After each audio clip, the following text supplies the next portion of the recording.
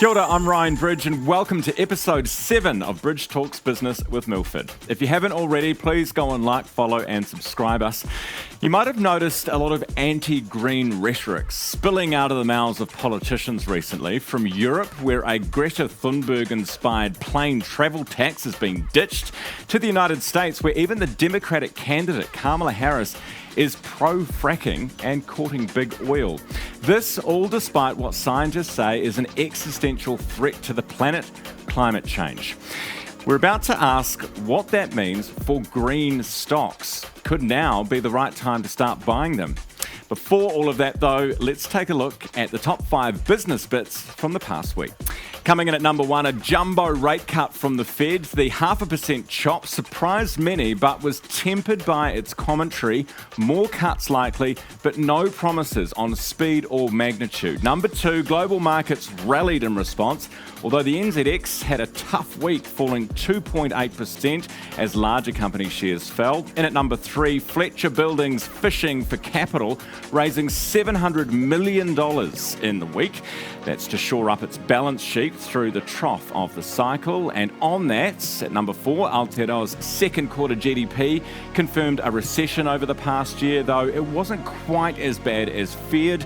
Consumption appears to be holding up pretty well. Number 5, this week we are all watching the Reserve Bank of Australia alongside some more US inflation data. Meanwhile, the US election continues to loom large over markets.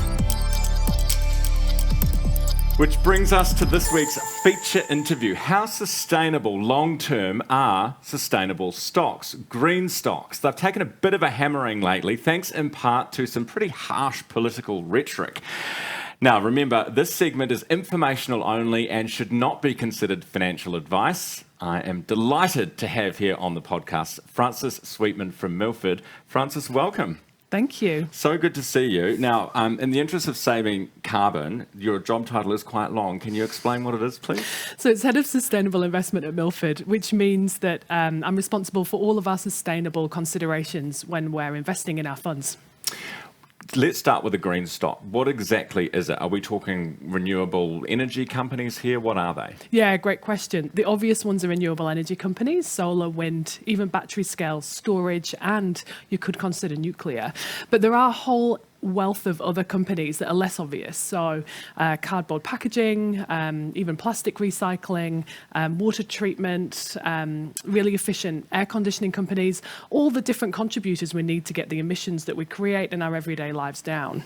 There's been a lot of talk, and it doesn't matter where you look, whether it's Europe, whether it's America, from politicians about, which some construe as anti-green or anti-the-environment policies that they're coming out with at the moment, because their economies are in trouble, right? The priorities shift. How's that affected green stocks?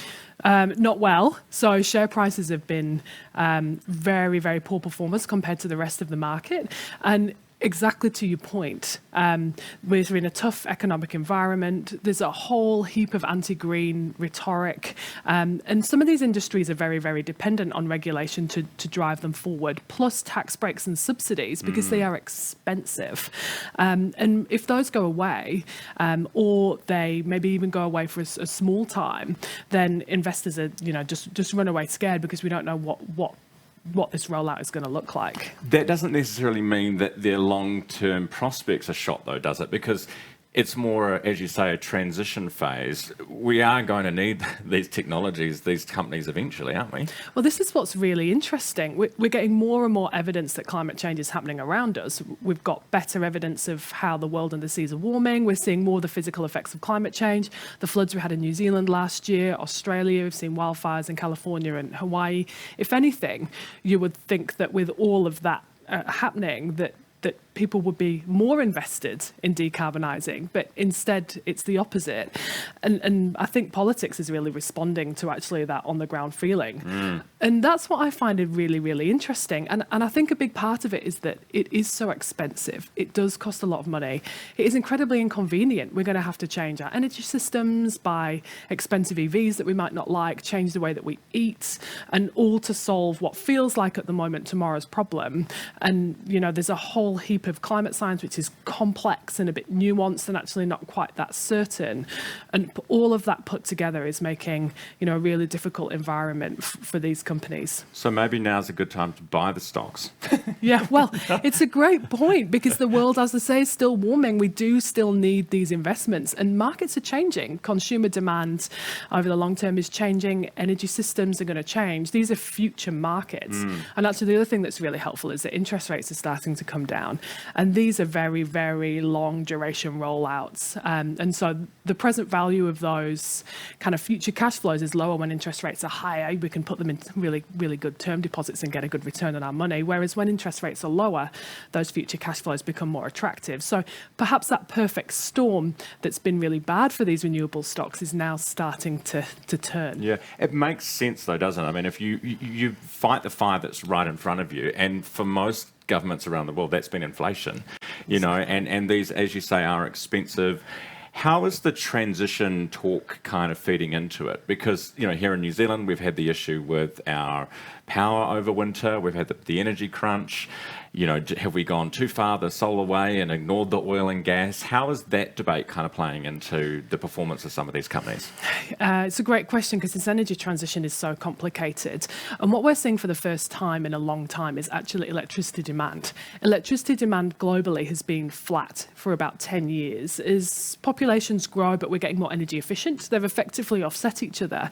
And now with the growth of AI and then also this kind of electrification where we're trying to shift away from fossil fuel power to electric power across a whole heap of different industries and uses like EVs and creating steel, we're actually starting to see electricity growth.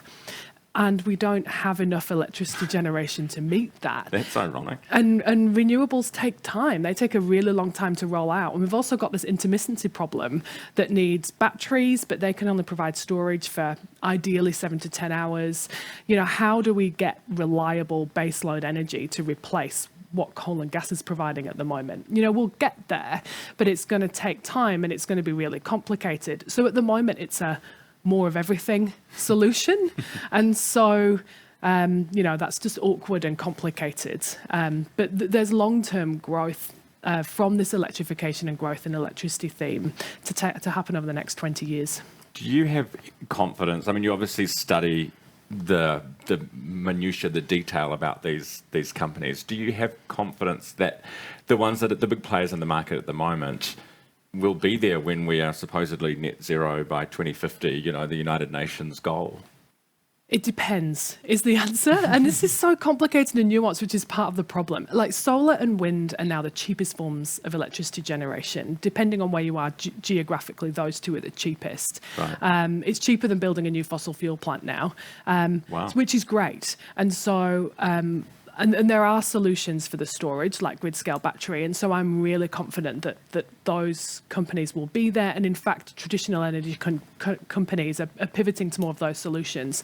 Ones that are less certain are things like biofuels and hydrogen, which are so expensive compared to traditional alternatives that they will have to play a part. But the question is, how big will that part be? And will there be other technologies that come in? Because there's so much new technology happening in this space. And this is another one of the issues with these companies. Yes, fantastic long-term tailwinds, future winners of how our industry is changing, but massive technology risk.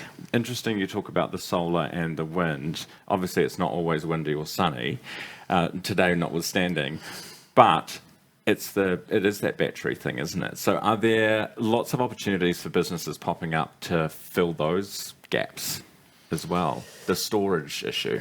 Yeah, but I mean, again, probably scale wins. So if you can produce these things at scale and make them cheaper, then that's going to really, really help you. Because what we need more than anything is this new technology to become affordable. And that's how we really, really get there. So I think that's going to be key. I was reading a story the other day in the Wall Street Journal about a company called 12, which is looking to create carbon zero aviation fuel. So one day we'll all be flying, in theory, I suppose, all be flying on planes that emit no carbon. which sounds incredible, and I think it's now valued at about $1 billion. They did a huge capital raise and stuff like that. But there must be some pretty fascinating examples that you come across of things that conventionally you think are bad, given what you know about climate change, that maybe in the future you could do guilt-free, so to speak. And that will be the best solution, that we don't have to compromise our lives too much, and new technology will fill the gap. And air travel is a perfect example because there's so many different kinds of competing technology. For example, short haul, we can have electric planes.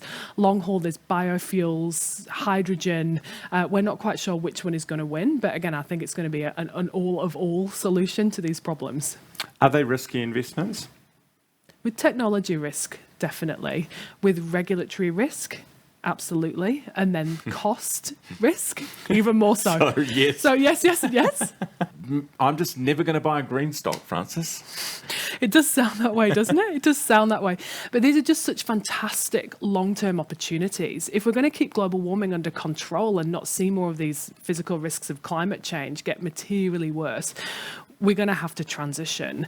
And the cost of that is estimated to be anywhere up to $3 trillion a year, up to 2050. I mean, that money is going to get spent on these companies solving these solutions. You know, that is a huge investment tailwind. We just need to acknowledge there's going to be some volatility on the way, but we can definitely deliver fantastic investment returns from these stocks over a 20-year horizon. All right, so I guess saving the world was never going to be easy, was it, Frances? That's right. At least we've tried today. Thank you very much for being on the podcast. Really appreciate your time. Thanks, Ryan. That's Milford's Frances Sweetman. Job title too long and complicated for me to explain, but she is an absolute gun when it comes to green stocks. I'll be back next week looking at another issue that affects you in the world of business and the economy. Thank you so much for watching and for listening. Don't forget to like and subscribe. Bridge Talks Business with Milford. See you next week.